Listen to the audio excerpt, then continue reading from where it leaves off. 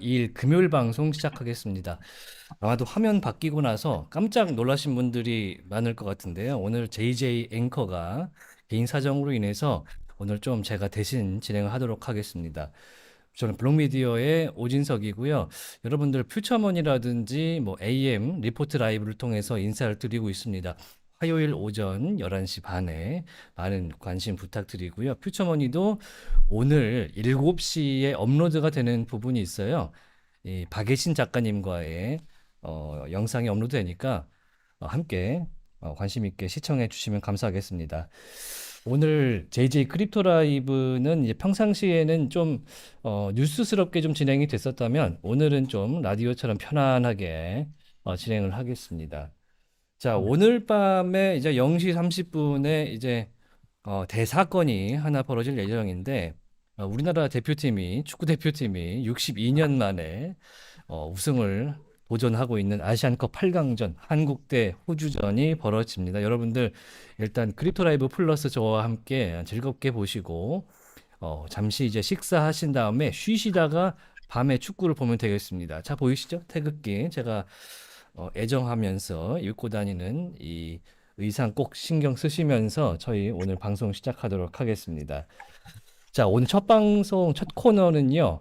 자, 디파이 농부 조 선생과 함께하는 금주의 뉴스, 그리고 핫 토픽들 한번 점검을 해 볼 텐데요. 지금, 디파이 농부 조 선생께서 오랜 시간 동안 헛소리를 들으시면서 기다리고 계십니다. 연결해 봅니다. 네, 조 선생님 나와 계시죠? 네, 안녕하세요. 디파농부 조선생입니다. 네, 조 반갑습니다. 선생님 반갑습니다. 자, 요새 디파이 농부 조 선생 하면은 예전에는 글 잘 쓰시고 투자 잘하시는 분이었는데 요즘에는 유튜브에서 아주 핫합니다. 아이고, 아닙니다. 아직 멀었습니다. 지금 열심히 불장이 온 것 같아서 네. 왜 밖에 안 나가고 영상만 만들고 있습니다. 네. 네, 그것도 이제 한철이니까 저희와 함께 계속해서 빨리빨리 키워야 된다. 그런 말씀을 저희도 드리고요. 자, 조 선생님은 지금 혼자 여름이네요. 반팔 입고 계신 것 같은데. 네, 제가 지금 열이 좀 많아가지고 예. 조금 가볍게 입었어요.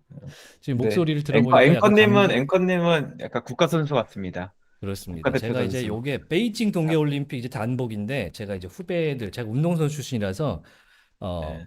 뺏어왔습니다. 음, 네, 제가 이거를 나눔하고 싶은데 그럴 수는 없고 음, 음. 열띤 열정을 갖고 계신 이제 디파이 농부 조 선생과 함께 방송을 이제 시작을 해 보도록 하겠습니다. 좋습니다. 어, 45분 들어오셨고 시작할 텐데 이번 주에 무슨 일이 있었는지부터 좀 점검을 해볼 텐데요. 음, 사실 지난주에 장이 조금 안 좋았다가 음, 이번 주에 음. 들어와서는 42,000달러 비트코인 가격이 회복이 되고 43,000달러 선까지 올랐던 그런 한 주였어요. 이번 맞아요. 시장이 조정이 끝나고 좀 반등하나 싶기도 한데 이 조 선생은 어떻게 보십니까? 어, 이번 주에 한 가지 이슈가 있었어요. 뭐냐면, 일단 비트코인 현물 ETF의 그 순유입 자체가 굉장히 좋았거든요. 오, GBTC에서 이제 나가는 거랑 이제 9개 이제 ETF들에서 이제 들어오는 돈을 딱 계산 쳤을 때 일단 당연히 플러스였는데 더 의미 음, 있는 건 뭐냐면 GBTC에서 이제 거래량보다 이제 블랙록의 ETF의 거래량이 이제 올라오는 더 올라가는 더 많이 이제 거래가 이제 발생되는 좀 일이 좀 발생돼서 그 좀 ETF 쪽에서는 좀 좋은 의견이 좀 나왔으나 이게 신기하게도 이제 어 최근에는 비트코인이 ETF의 어떤 향방에 따라서 가격이 막 움직였는데 이틀 전부터 이게 매크로 경제에 갑자기 민감해지기 시작했습니다. 그렇죠. 그게 조금 이제 비트코인이 이제 ETF가 소재 좀 재료로서 이제 소멸이 되고 있나? 그래서 가격에 좀 주는 영향력이 좀 떨어지고 있나? 뭐 이런 어떤 생각을 많이 좀 갖게 하는 좀 대목이었고 이제 그저께인가요? 2월 1일자에 이제 그 파월께서 이제 금리 인하를 이제 이 금리 인하를 안 할 수 있다라고 하는 이제 좀 분위기를 좀 풍겼잖아요. 그러다 보니까 시장에서 유동성이 좀 빠져나가는 거 아니냐라고 하는 좀 우려 때문에 비트코인도 좀 소폭 하락하는 좀 모습을 좀 보인 것 같습니다. 네. 네.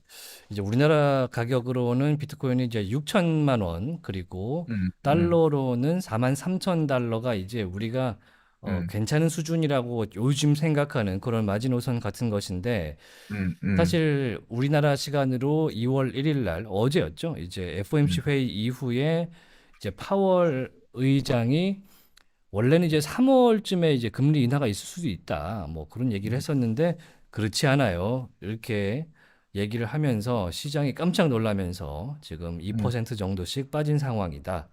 음, 그렇게 설명을 해 주실 수가 있겠습니다. 이 기조는 사실 매크로 기조라는 것이 FOMC 회의 때마다 이제 좋든 싫든 한 3일 정도씩은 가는 거잖아요. 그래서 그 점은 좀 파악을 하시면서 보면 좋겠다라는 생각이 들고 준비하신 내용 진행을 해 보도록 하겠습니다. 네, 정킴78님 안녕하세요. 네, 그리고 첼강님 안녕하시고요. 업로드 K님도 오셨습니다. BTC님 대륙빔 들어가자. 이렇게 얘기를 해 주셨는데 대륙빔 얘기를 하신 이유가 있습니다. 저희 썸네일이 오늘 비트코인 그 다음 메타는 중국이다. 이렇게 어, 저희가 어, 이제 어. 정해서 차이나 이렇게 딱 해놨는데 오늘 이제 조 선생께서도 차이나 얘기를 곁들여서 해주신다고요. 첫 번째 아이템 네. 뭡니까? 처음 이제 갖고 온 주제는 뭐냐면, 다시 불고 있는 ICO 열풍이라는 주제입니다. 음, ICO라고 하면 이제 2017년도에 많은 분들께서 이제 좀 그 토큰을 이제 미리 사시고 그다음에 투자를 하셔가지고 굉장히 큰 어떤 손실이나 혹은 굉장히 큰 어떤 부를 일구신 분들이 많을 거예요.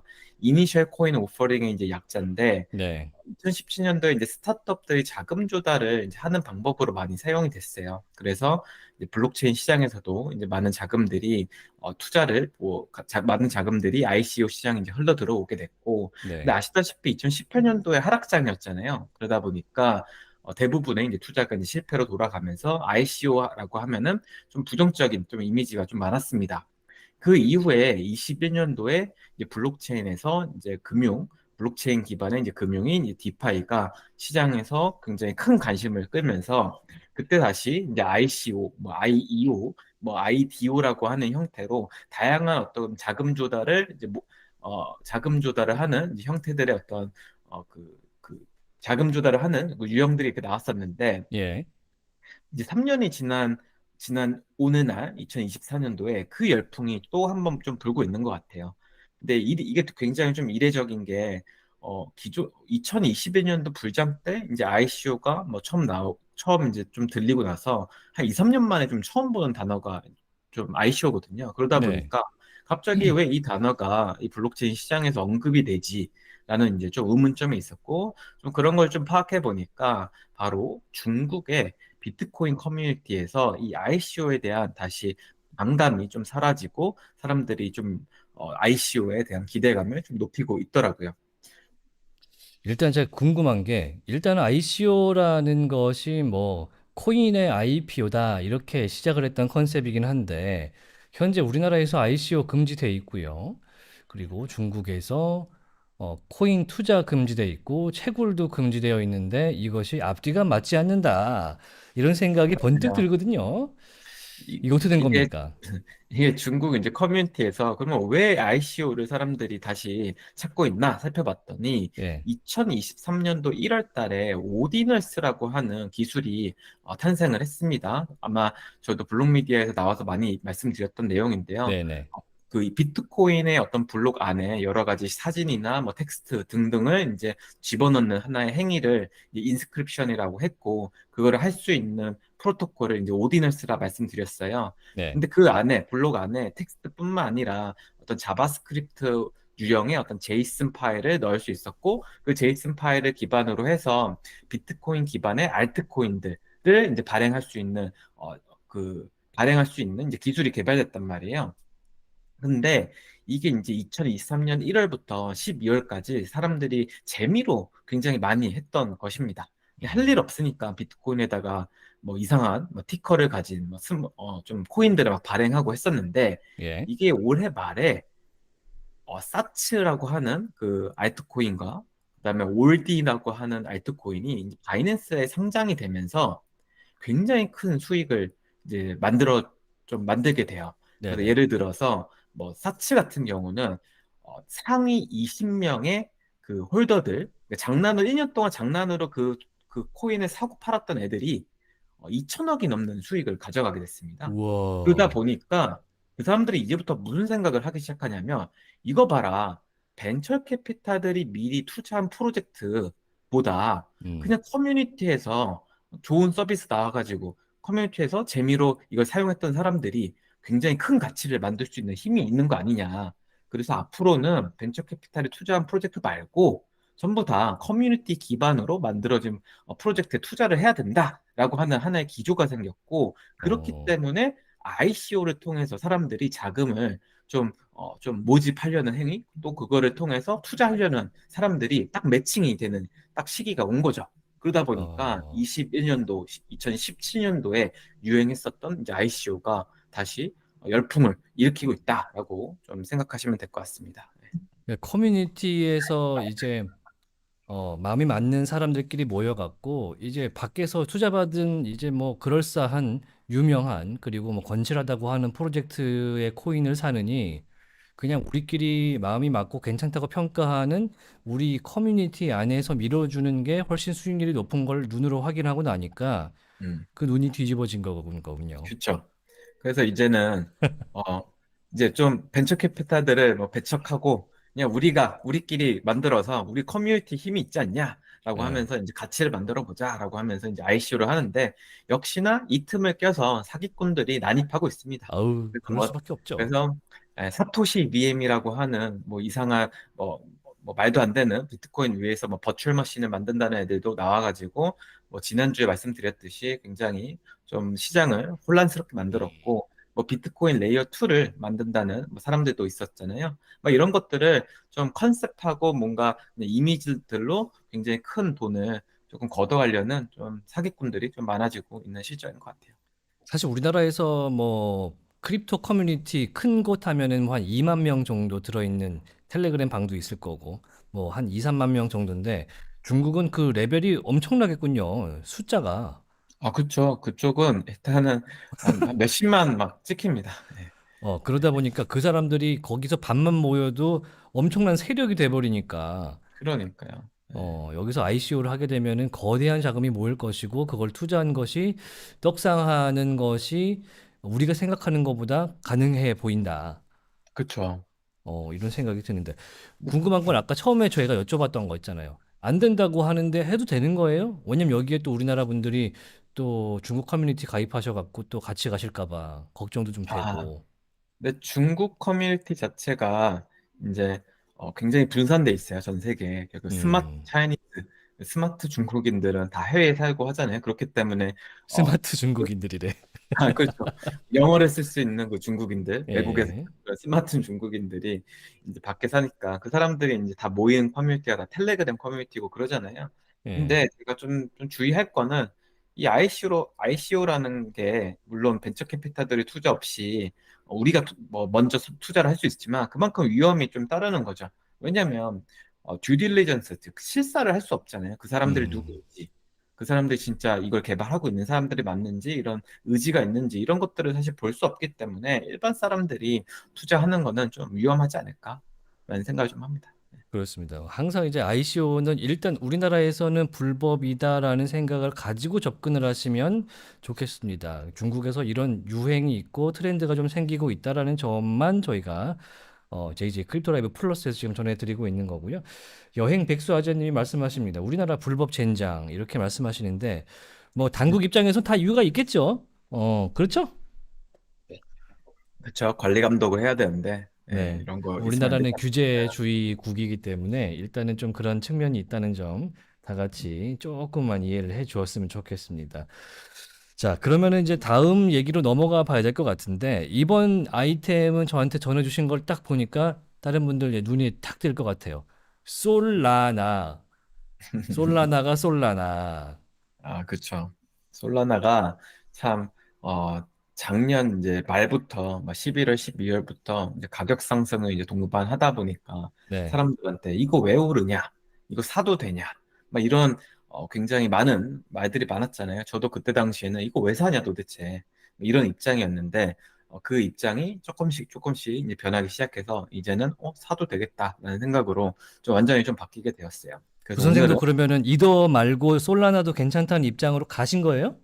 네, 솔라나도 이제는 좀 봐도 되겠다라는 생각을 했습니다. 이제 뭐 오, 90불에서 이제 100불 정도 이제 왔다 갔다 하잖아요. 근데 물론 가격은 많이 올랐지만은 투자를 할 만하다 라고 이제 좀 생각이 드는 거죠. 기존에 이제 솔라나를 왜 투자하냐라고 했을 때는 가장 음, 이제 우려했던 부분이 솔라나 기반으로 개발하는 프로젝트들이 없었습니다. 그리고 거기서 음, 어떤 성공한 프로젝트도 없었고요. 근데 최근에 솔라나 위에서 굉장히 성공하는 프로젝트들이 쏟아져 나오고 있어요.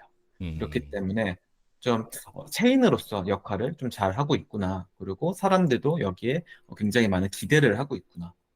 라고 하는 좀 기조가 나타나서 좀 입장을 바꾼 거고요. 그러면 어떤 것 때문에 그러면 조금 더 구체적으로 왜 솔라나에 대해서 좋은 평가를 하는지 좀 말씀드리면, 네, 좋아요. 네, 솔라나는 이더리움하고 좀 다릅니다, 포지션이. 이더리움, 비트코인은 약간 근본인데, 약간 음, 솔라나는 약간 이단한 느낌이 있잖아요. 그냥 일반 사람들이 솔라나 위에서 뭘 하기가 쉽지가 않습니다. 왜냐면, 뭐 어려워서 사실 그새 안 하는 게 아니라, 사실 메타마스크 까는 것도 어려운데, 솔라나는 또 메타마스크 말고 막 팬텀이라고 하는 지갑도 깔아야 되고, 아, 우리가 그래요? 기존에 쓰던 인프라스트럭처랑 좀 달라요. 그러다 어, 보니까 진짜 그냥 하는 사람들만 하는 그냥 어떻게 보면 하나의 네트워크예요. 근데 여기서 최근에 어떤 게 나왔었냐면 하드웨어 중심의 어떤 프로젝트들이 막 쏟아져 나오고 있습니다. 예를 들어서 핸드폰을 팔기 시작했어요. 최근에 이제 사가라고 하는 이제 싸가, 솔라나 폰이라고 많이 들어보셨죠? 사람들이 핸드폰을 사게 되면 솔라나의 위에 있는 여러 가지 토큰에 대한 에어드랍을 받을 수 있다라고 하는 기대감 때문에 한 네. 50만 대가 팔렸습니다. 최근에. 근데 50만 대를, 음, 그게 기능이 있죠? 핸드폰 자체는? 기능이 아직 안 나왔어요. 정확히 말하면 50만 대가 팔렸는데 50만 대가 25년도에 배달을 좀 받으실 수 있습니다. 즉 안 나왔다는 얘기죠. 안 사전 나왔네? 예약만 받고. 근데 어, 사람들이 솔라나에서 여러 가지 어떤 프로젝트들이 출시가 되고 있고 거기서 이제 에어드랍 했던 어떤 코인들의 가격이 상승폭이 좋으니까 사가폰을 사게 되면 그 에어드랍을 받을 수 있다는 하나의 생각 때문에 그 50만 대를 다 사전 예약한 거예요. 와, 이거 엄청난 일이거든요.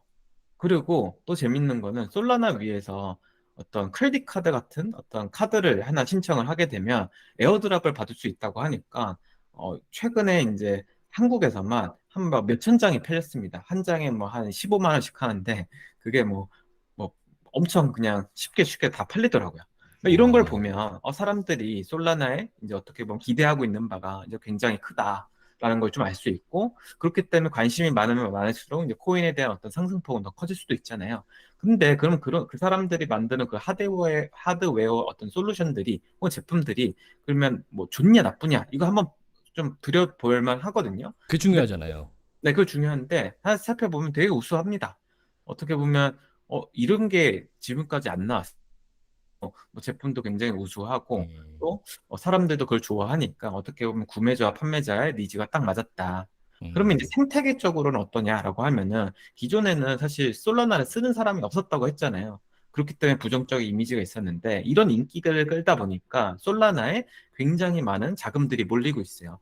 음, 그래서 최근에 레이어 1 중에 온체인 유동성, 즉 블록체인 위에 뭐 잠겨져 있는 거래되고 있는 유동성이 1조 원이 넘어가는 프로젝트가 많이 없어요. 생각해 음. 보시면 비트코인, 이더리움, 뭐 솔라나 이 정도밖에 없습니다. 근데 네. 솔라나가 그 결에 끼고 있습니다. 즉 사람들이 솔라나 위에서 여러 가지 트랜잭션 거래들을 일으키고 있고 그것에 따라서 어떻게 보면 솔라나가 굉장히 그 좀 화랑을 좀 띠고 있다.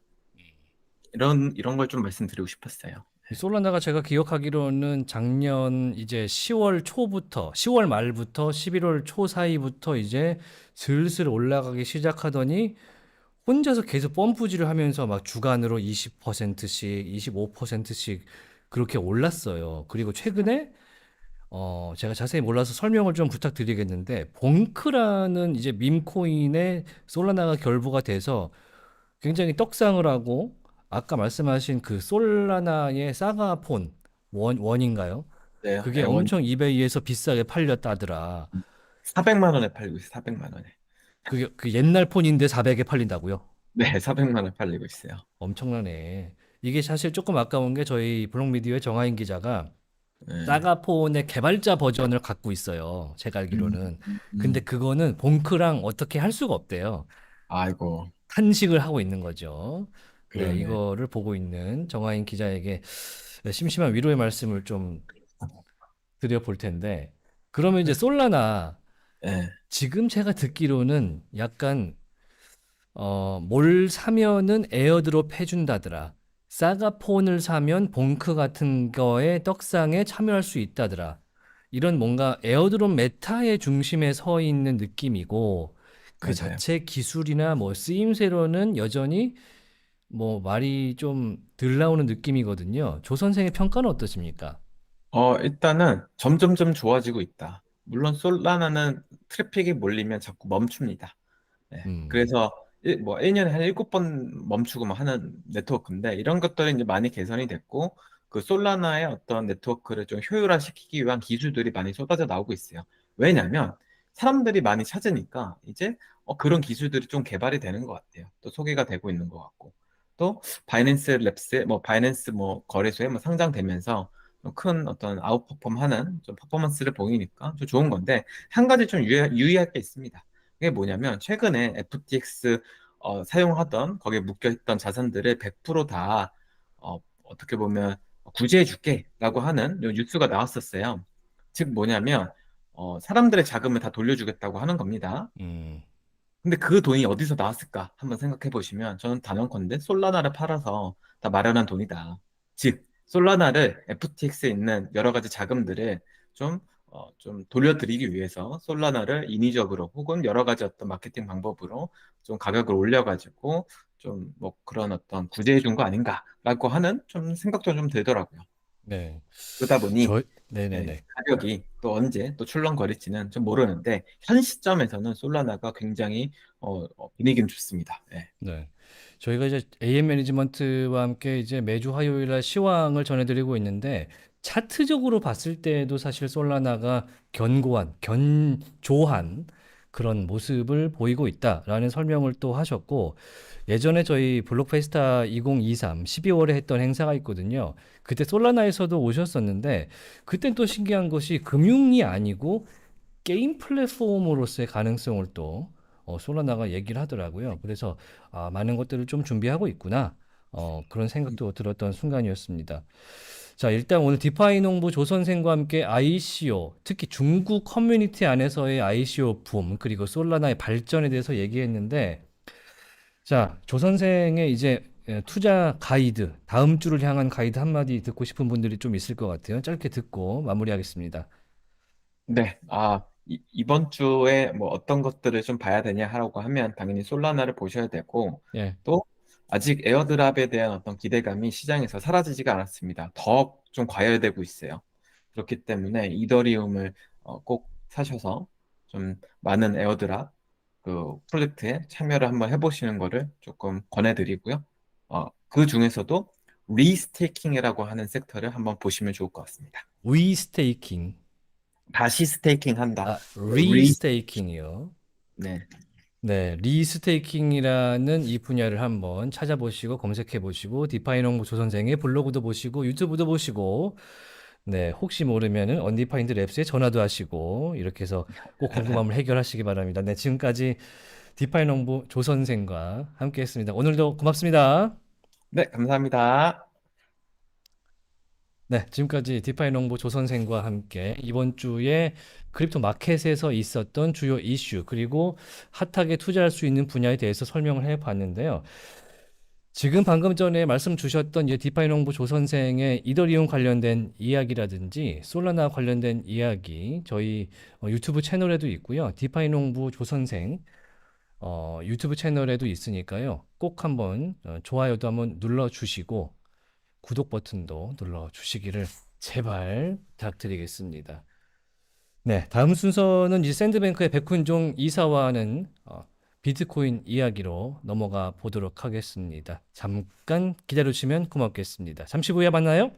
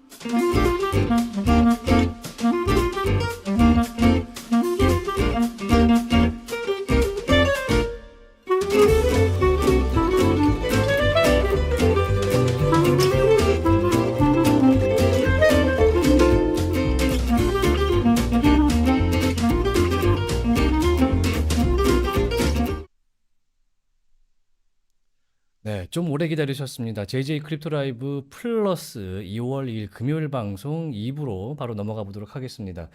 저희가 이제 화상으로 연결을 하다 보니까 조금 중간에 조율하는 시간이 좀 이번엔 걸렸어요. 다행인 게 지금 피디님께서 굉장히 경쾌한 카페에서 나올 만한 겨울에 어울리는 노래를 딱 걸어 주셔갖고 청취하면서 기다려 주셨습니다. 양해 대단히 감사합니다.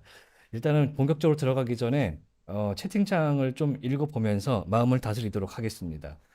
일단 정킴님 78님 노래가 길다고 조금 조율했습니다. 그리고 크립토 월드님께서 앞서서 이제 이더 말고 솔라나 살 걸 이렇게 말씀하셨는데 이더도 분명히 올해 기회가 있을 것 같다라는 생각이 듭니다.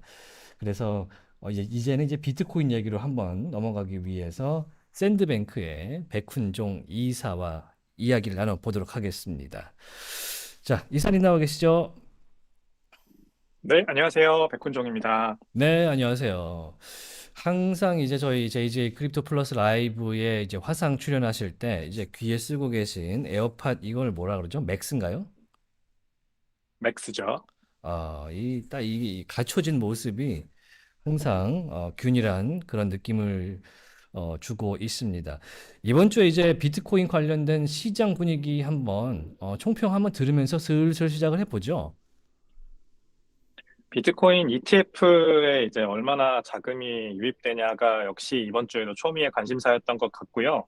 네, 다행히도 25일을 기점으로 ETF가 이제 전체 ETF AUM이 넷 인플로우 순유입으로 전환된 거가 비트코인 가격이 이제 4만 달러 밑으로 떨어질 뻔하던 비트코인 가격을 다시 쳐 올려서 지금 이제 4만 2천 불 선에서 왔다 갔다 하는 수준으로 올려준 것 같습니다. 예, 비트코인 또 관련해서 뭐 그다지 뭐 비트코인 관련해서 엄청난 호재가 있었던 건 없고요.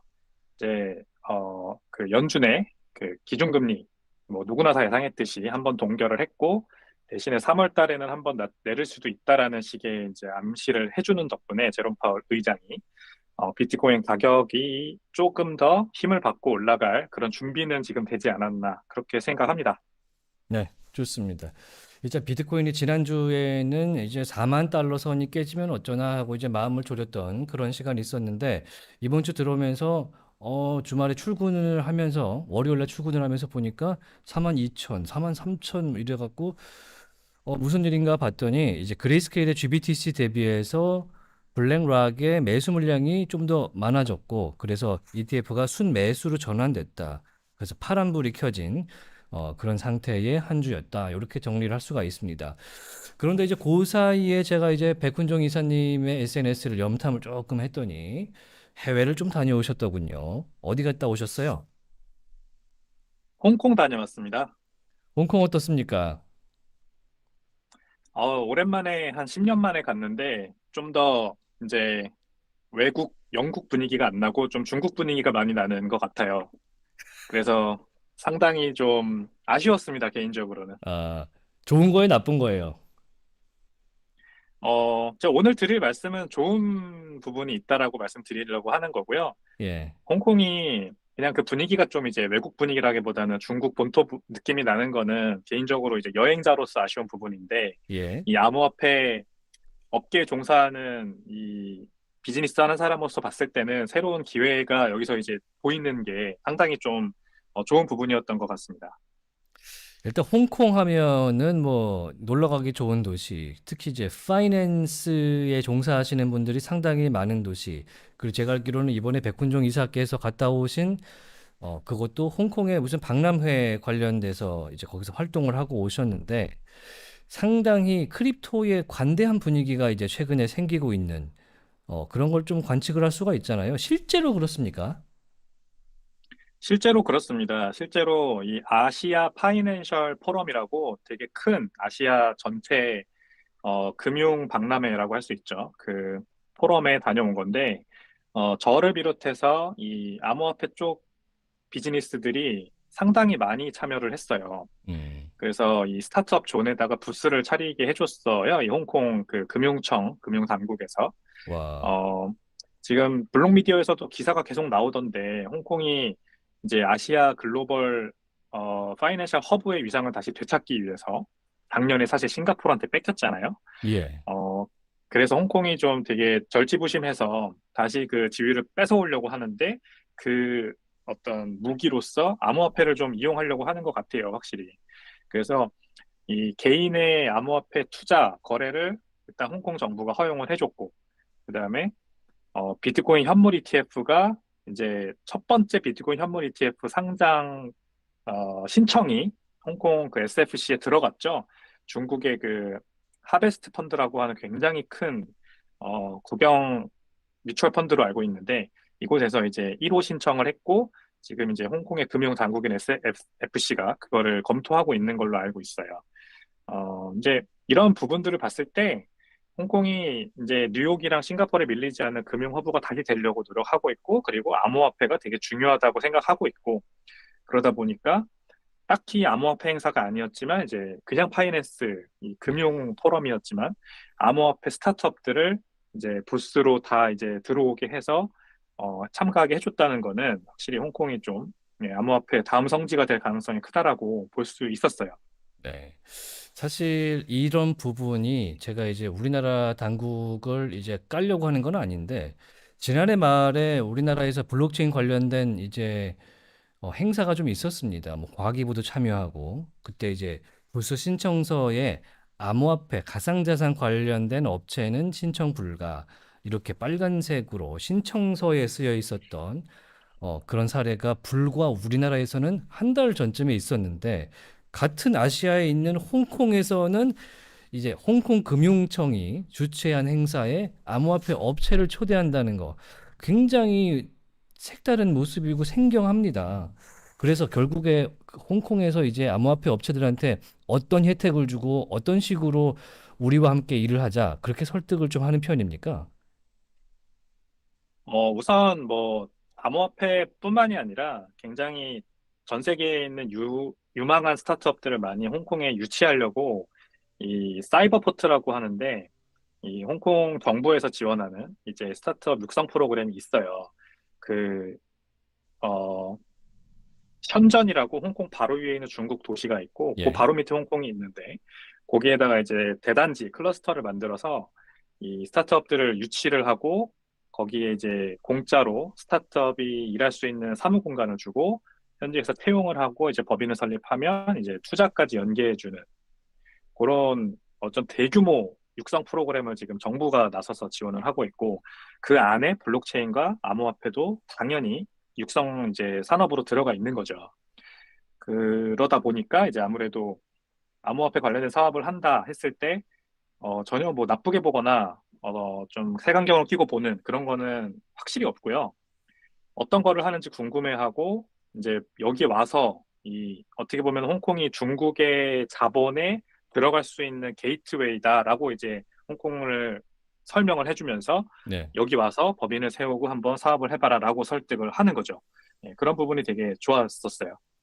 지금 방금 말씀하신 부분에서 제 귀를 조금 쫑긋하게 하는 부분이 있는데, 그러면 그렇게 설득하는 쪽이 만약에 이제 공기관이라든지 그런 금융청의 관리자들이라면 실제로 그렇게 중국에서 암호화폐 쪽으로 통하는 게이트웨이다. 거기에 차이나라는 단어가 들어 있습니까?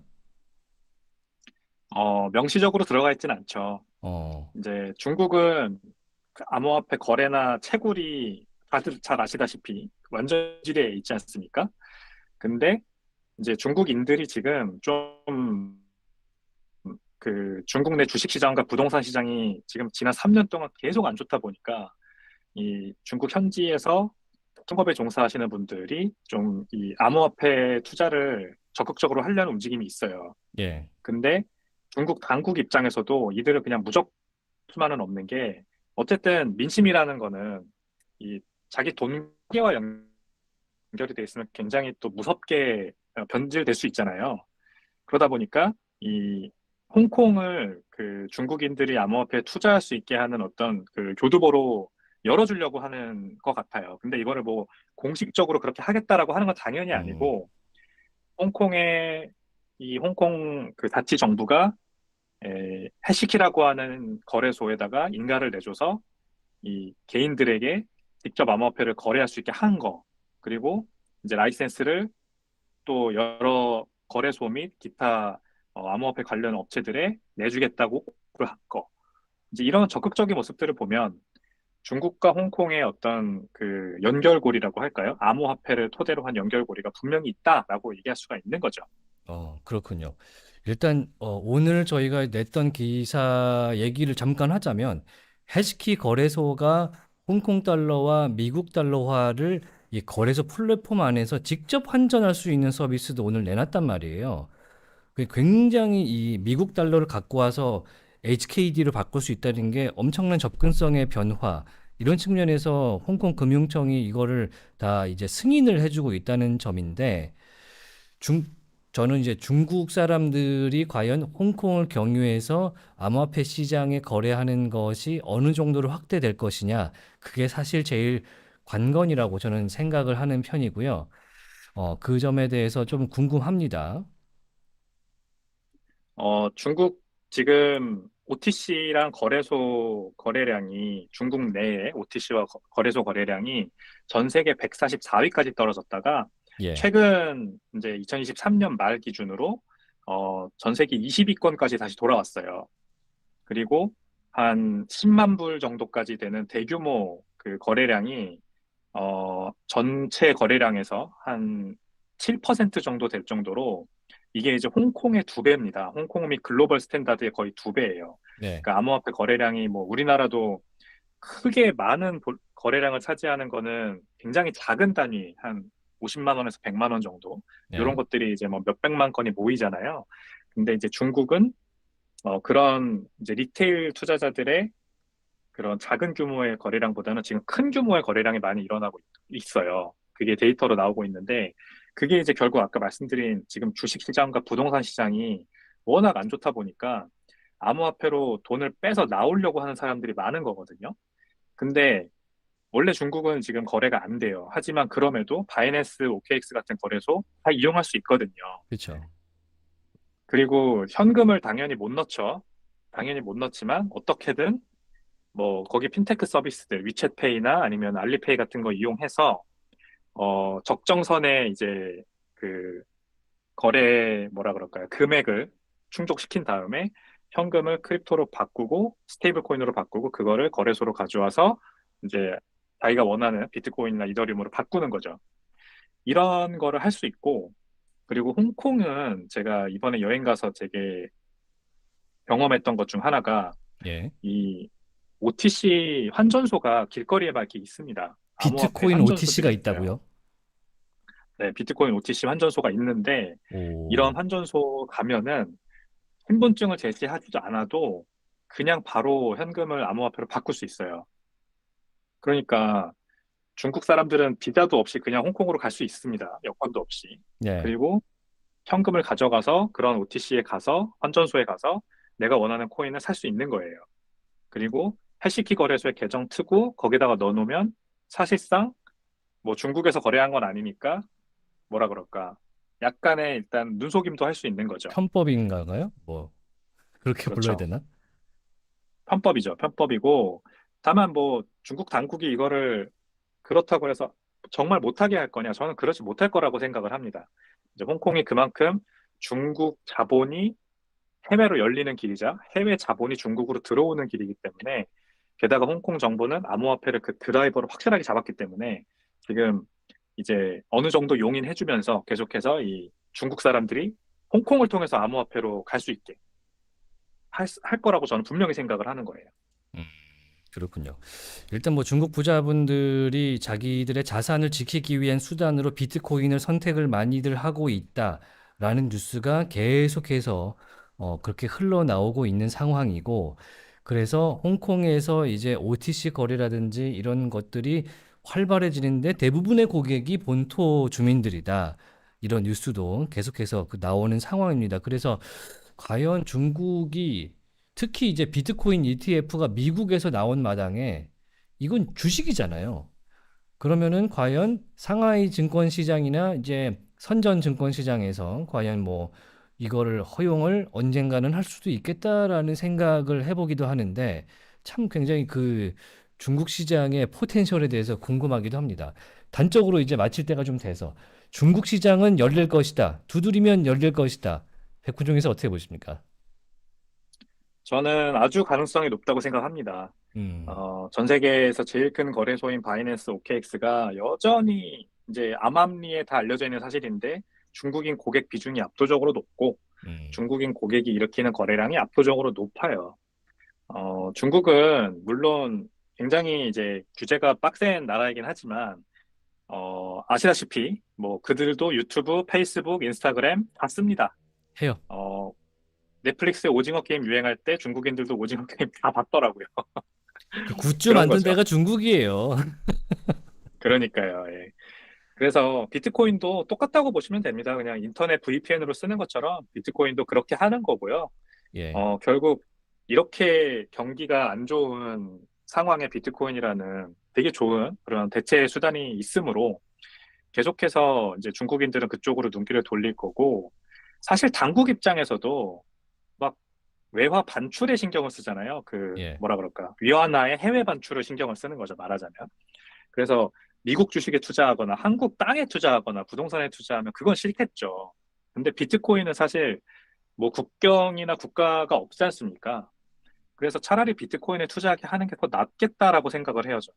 음, 그리고 게다가 ETF도 미국에서 발행된 비트코인 ETF에 투자하게 하느니 그냥 홍콩에서 그것도 하베스트라는 이제 중국 펀드가 신청한 ETF가 나오면 거기에 ETF에 투자하게 하면은 그거야말로 진짜 지하금융 양성화 아니겠습니까? 그렇죠. 그래서 중국 당국도 분명히 이런 쪽으로 저는 움직일 거라 생각합니다. 네. 예, 중국을 다녀오신 건 아니지만, 지난번에는 싱가포르를 다녀오시고, 이번에는 홍콩을 다녀오시면서, 해외 크립토 시장에 대한 견문을 크게 넓히고 계신 샌드뱅크의 백훈종 이사와 이야기를 나눠봤습니다. 이러다가 이제 홍콩 아니면 싱가포르로 아예 거처를 옮기는 게 아닌가 하는 그런 우려가 조금 생기는데, 그럴 계획은 없으세요? 네, 구체적인 계획은 없습니다만 저는 가고 싶네요. 네. 누가 보내줬으면 좋겠습니다. 네, 저와 손잡고 한번 가는 날이 오기를 기대를 보겠습니다. 자, 마지막 질문인데요. 제가 입고 있는 유니폼 보이시죠? 오늘 밤 0시 반에 한국 대 호주 아시안컵 8강전 진행됩니다. 어디가 이기겠습니까? 당연히 한국이죠. 뭐 두말하면 좋습니다. 잔소리입니다. 자, 많은 분들 응원해 주시기를 바라면서 이렇게 샌드뱅크의 백훈종 이사 보내드리도록 하겠습니다. 오늘 말씀 고맙습니다. 감사합니다. 자, 이렇게 해서 앞에 디파이롱부 조 선생과 그리고 샌드뱅크의 백훈종 이사까지 만나봤습니다.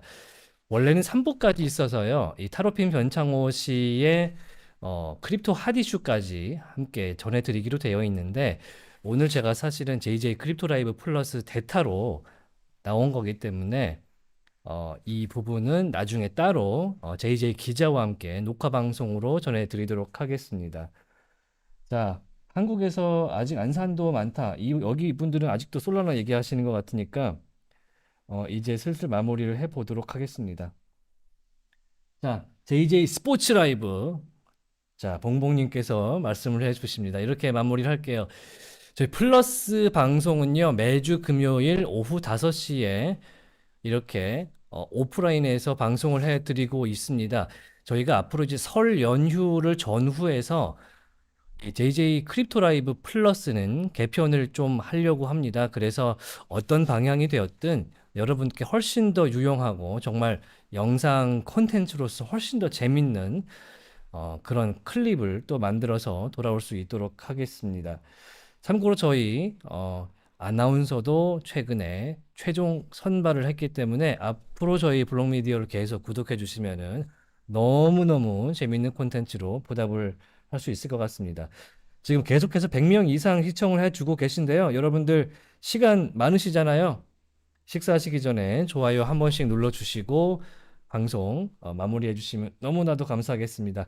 다음 시간에는 JJ 기자와 함께 하시길 바라면서 저는 물러가겠습니다.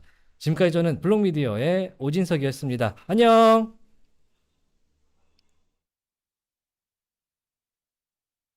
Thank you.